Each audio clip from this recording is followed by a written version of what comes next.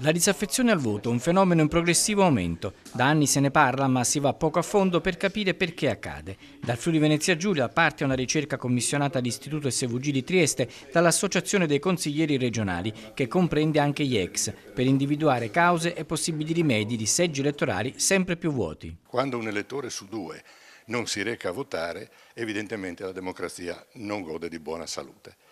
Il risultato è che ci sono un 42% di persone che comunque vanno a votare sempre, un 12% di persone che non vanno a votare mai e un 45-46% di persone che abbiamo definito dall'affezione al voto intermittente. Dall'indagine è emerso che il Friuli Venezia Giulia ha perso nel giro di 20 anni il 20% degli elettori, dal 64% del 2003 al 45% del dato più recente, quello delle regionali di 2 anni fa.